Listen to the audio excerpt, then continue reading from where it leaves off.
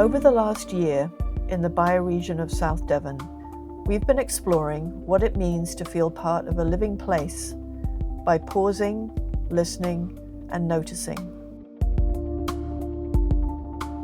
When we do this, something begins to shift in how we relate to ourselves, each other, and the places that we inhabit. By combining sensing, place, and experimentation, a practice emerged that we call Cultivating the We. Inspired by a technique practiced in the 1950s and 60s by a group of artists called the Situationists, we walk through the town without purpose. Guided by whatever calls us, we use our phones to collect images and sounds along the way. The Derives, it's like permission to explore to the micro. I feel like the visual imprint of the radius beyond where we meet is so vivid to me now. My interest is often in less human spaces. To be this free with this many other humans around is very liberating.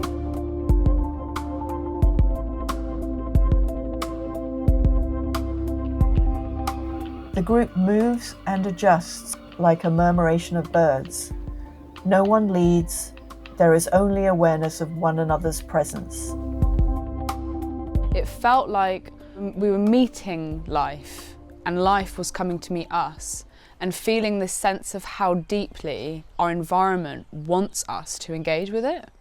And particularly when we do that in a group, when we're doing that as this big body with one mind meeting, you can get in contact with the magic of the orchestration of life.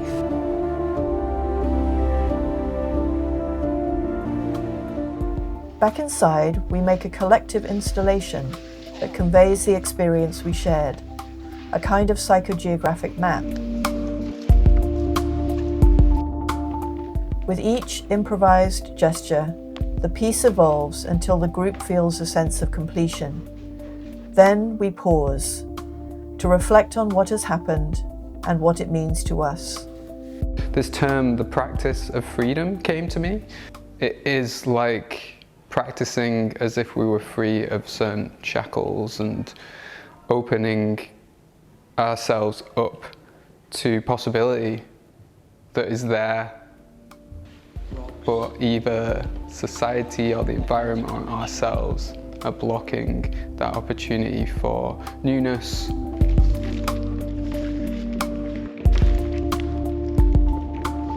If someone takes on the role of destroyer, causing chaos, it can be shocking, because there is tenderness in what is created, and we naturally resist destruction. What we have realized is that staying with the friction becomes a way to explore adaptation.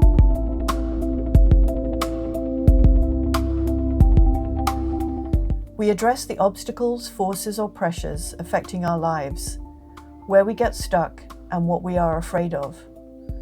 Each of us speaking out loud to these systems becomes a way of seeing what's holding us back or keeping us from thriving in our communities. Like naming a ghost. We don't know how things function in crisis and things, and so it's even more important just to sort of, let's take a pause. Let's just see what's happening here, what's their idea?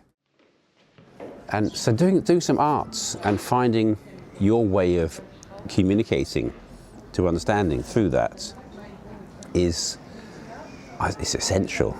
And I think this whole process, like the doing, it actually, while it has a feeling of being risky and unknown, it creates possibilities.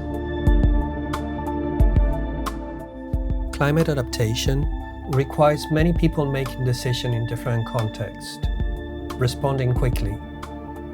We often sense change long before we can explain it.